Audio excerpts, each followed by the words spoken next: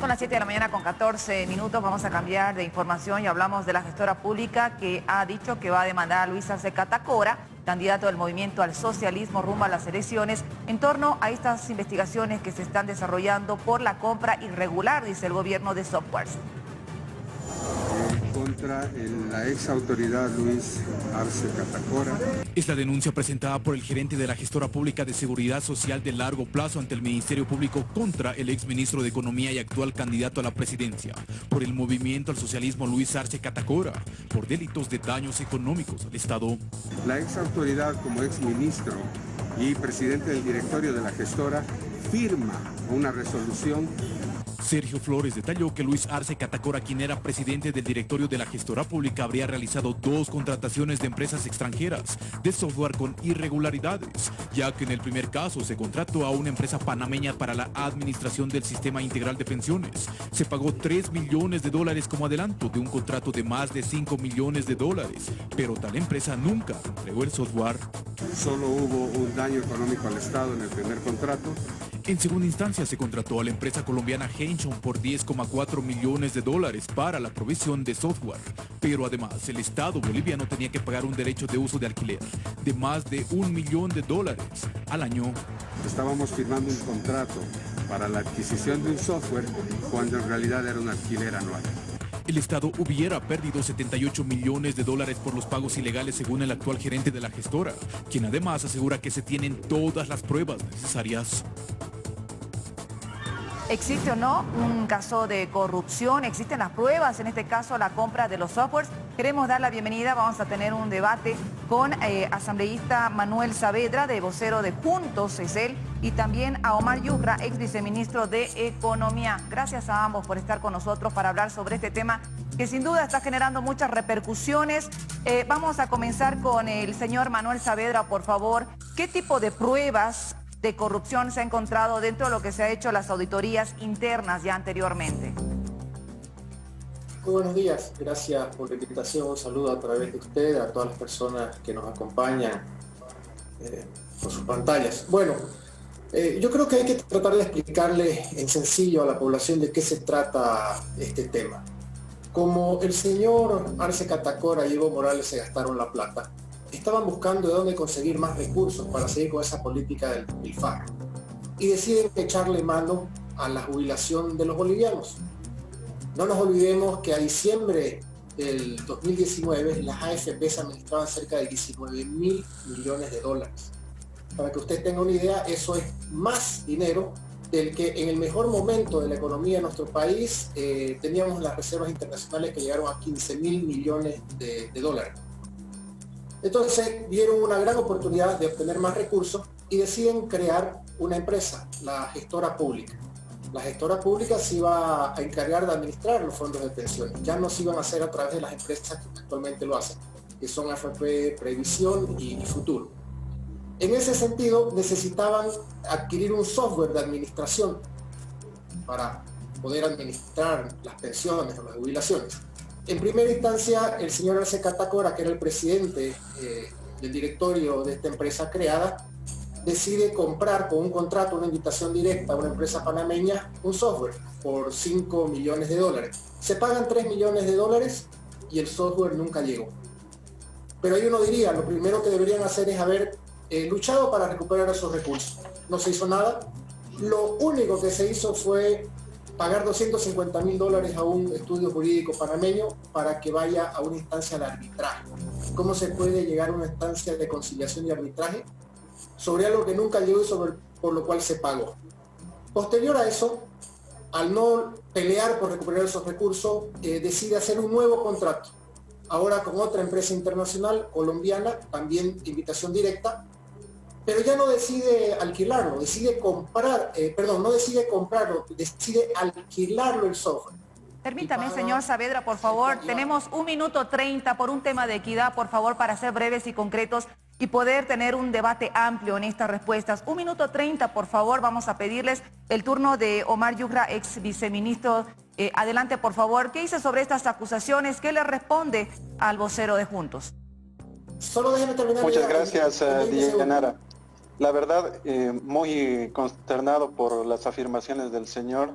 Saavedra y bueno, por el proceso que están realizando la gente de la gestora. Realmente se nota que esto es una cortina de humo, no hay fundamento para ello, pese a tratar de explicar el tema. No es que la gestora ha venido de la nada, ni se les ha ideado a algunas personas, no. Y realmente eso muestra un desconocimiento de la realidad de la economía nacional. El señor Saavedra habla de 19.000 millones de dólares. ¿Usted sabe, Deyanara, cuánto era el fondo de pensiones cuando nosotros entramos al gobierno? Era 2.000 millones de dólares. Se ha incrementado de 2.000 a 19.000 millones de dólares. Eso es lo que ha sucedido. Las AFPs han estado 23 años en el gobierno, desde el año 97, con unos contratos a perpetuidad y exclusividad, que justamente eso nos ha llevado a un arbitraje a nivel internacional con una de las AFPs. ¿Eso qué quiere decir? Que las AFPs quieren seguir lucrando en el país. En la época de privatización se privatizaron las pensiones. Se privatizaron las pensiones con la ley 1732. Justamente cuando sale la nueva constitución, y es algo que parece que no conoce el gobierno actual, la constitución establece que la seguridad social de largo plazo tiene que ser administrada por el Estado, precisamente por todo lo que ha pasado con las AFPs. Un punto adicional. Dentro de esto, cuando se crea la gestora, ha habido cerca de 5 años donde hemos tenido acercamientos con las AFPs para que se lleven las cosas de mejor manera y bueno, podamos empezar con un sistema que tenían las AFPs para ese momento que parecía atractivo. Bien, señor Sin embargo, Saavedra, su turno, por favor. ¿Qué le responde? ¿Es una cortina de humo este caso? No, en absoluto. Y voy a tratar de terminar la idea que no me dio tiempo de terminar anteriormente. En resumen, pagaron 3 millones de dólares por un software que nunca llegó. Decidieron alquilar un nuevo software y pagaron 11 millones de dólares. Iban a pagar 11 millones de dólares. Entonces la pregunta para el señor Arce Catacora es, ¿dónde están los 3 millones de dólares que pagó por un software que nunca llegó? Y la segunda pregunta, ¿por qué iba a pagar 11 millones de dólares por alquilar un software si comprarlo costaba 5 millones de dólares? Y mire usted, crean esta empresa y hasta el momento, desde su creación, se le ha asignado un presupuesto de cerca de 300 millones de bolivianos. Esa misma empresa compró 3 pisos en un edificio en La Paz por cerca de 14 millones de bolivianos. Contrataron por 24 meses a 3 consultores por cerca de 1 millón de dólares. ¿Y sabe cuántas pensiones han pagado hasta ahora que era el objeto de crearla? Ninguna. No lo han hecho. Entonces, ¿cómo pueden justificar tamaño gasto si el objetivo central, que era administrar los fondos de pensiones, no lo han hecho hasta ahora? Es una barbaridad y esto no es una cortina de humo. Exigir transparencia y que se investiguen los actos de corrupción no es persecución política, no son cortinas de humo, y sobre este tema tienen muchísimas cosas que explicar. Por eso es que yo le decía, ¿dónde está el dinero del supuesto software por el cual pagaron? ¿Y por qué pagaron más por alquilar que por comprar? ¿Y cómo justifican todo el gasto que ha generado esta empresa de millones de bolivianos al pueblo, al país hasta el momento, si no han pagado una sola pensión o no han administrado una sola pensión? Vamos a responder, por favor, Omar Yugra, ¿dónde está el dinero? Se ha pagado más de 3 millones de dólares por este software que nunca se ha entregado. ¿Por qué no se ha iniciado un juicio? claramente ahí, Deyanara, no saben el mismo contexto, no saben la realidad, y parece que la ayuda a memoria que le han preparado al señor Saavedra ni siquiera están los datos exactos. El tema de la empresa CISDE se contrata de una presentación de cerca de 8 empresas. Se contrata esta empresa CISDE por el menor costo. Se tenía que entregar alrededor de 890 productos con un cronograma de cerca de 2 años. ¿Ya? La empresa CISDE empieza a tener problemas internos. A partir de estos problemas internos es que va incumpliendo la entrega de los productos de acuerdo al cronograma. Nosotros, conforme al contrato, se le va cobrando todo lo que es el tema de sanciones. Como establece el contrato, una vez pasado el 20%, se rescinde el contrato con la empresa. Y como también establece el contrato, en una cláusula, se va a un proceso de arbitraje. Eso es lo que nosotros hemos hecho para defender los intereses del Estado. La pregunta que deberíamos hacernos en estos más de 7 meses que están en gobierno, ¿qué han hecho en ese arbitraje? Ese arbitraje se encuentra en la Cámara Nacional de Comercio. Como cualquier arbitraje, tiene su proceso a seguir. Por eso es que yo hago la pregunta al gobierno, ¿qué han hecho estos meses con ese arbitraje? Primer elemento. Segundo elemento, con relación a la empresa Heison no se ha gastado un solo peso, más bien el gobierno actual ha rescindido de manera unilateral ese contrato y la empresa colombiana está esperando una decisión, puesto que lo ha hecho de manera unilateral. Entonces, son cuestionantes que, que se suscitan tras esto, pero además decimos y reiteramos el tema de la cortina de humo, porque recordarás, Deyanara, en el mes de marzo hubo un tema de corrupción justamente en la gestora con el manejo de la renta dignidad. Y por otro lado, hace unos días atrás sale también en las redes sociales un mal manejo de la cartera del FRUP, que es el Fondo de la Renta Universal de Vejez, por 10 millones de bolivianos. Entonces, muy bien, hay tiempo, esas por preguntas. favor. Tiempo, vamos a aprovechar por favor la presencia y hablar ahora de otro tema que es importante, ya ha tenido muchas repercusiones, el plan de empleo, según el MAS, dicen que esto no va a solucionar la crisis económica. ¿Qué es lo que se va a hacer? ¿Qué le responde al movimiento al socialismo en torno a este anuncio del gobierno para generar más empleos en el país? Manuel Saavedra, por favor, adelante. Gracias. Bueno, una de las prioridades del gobierno de la presidenta Yanine Áñez cabalmente es atender la salud, pero también la economía.